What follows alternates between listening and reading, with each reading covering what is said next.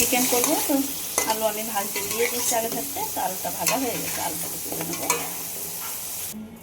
এই তেলের মধ্যে আমি দিয়ে দিচ্ছি পেঁয়াজ, দিয়ে দিচ্ছি 2 টুকরো তেজপাতা, 3 টুকরো ডালচিনি, 1টা স্টার ফল, 1/2 টুকরো জয়ত্রী, 5 টুকরো এলাচ, 4 টুকরো লং।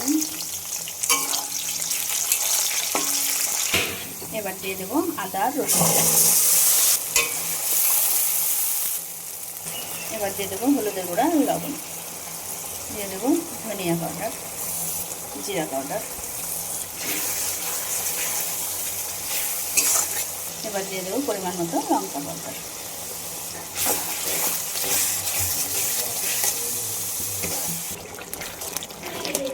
মশলার উপরে খুব সুন্দর তেল এসে গেছে। এবার দিয়ে দেবো আমি দই। দইটা আগে থাকতে আমি ফেটিয়ে রেখেছিলাম।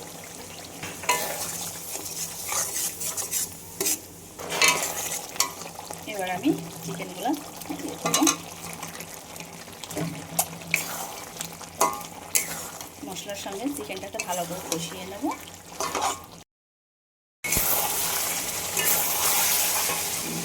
মশলার সঙ্গে ভালো করে কষানো হয়ে গেছে মাংসটা, আমি ভেজে রাখা আলুগুলো দিয়ে দেব।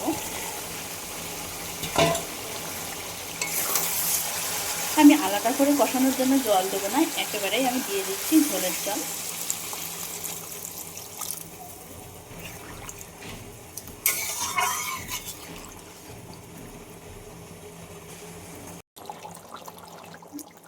চিকেনটা রান্না হয়ে গেছে, আমি এবার নামিয়ে নেব।